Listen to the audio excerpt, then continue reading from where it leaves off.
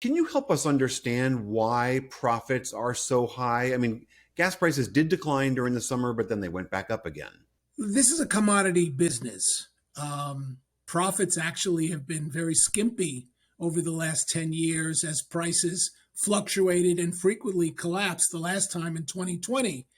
But this year, they're having record profits. Just a couple of years ago, ExxonMobil was taken out of the Dow Jones Industrials.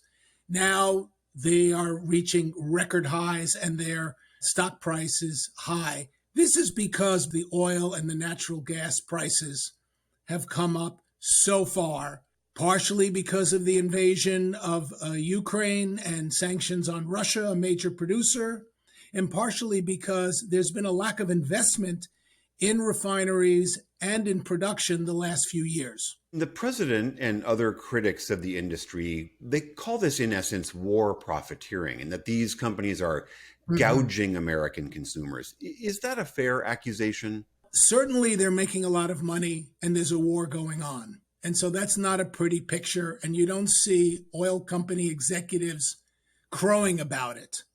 The frustration on the part of the American administration is why aren't these companies producing more oil? The thinking being they're not producing more oil because they want to keep the prices high. If only they would produce more, which is what they did years ago when prices went up, they would bring the price down. That is not what the investment community wants.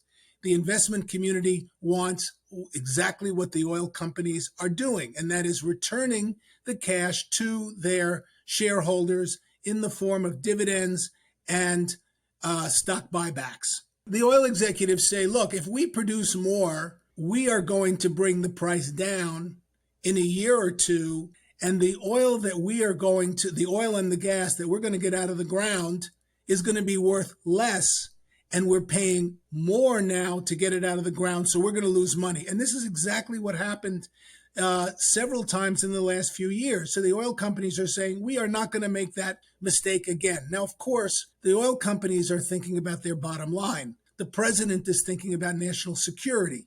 How you square that circle is tough.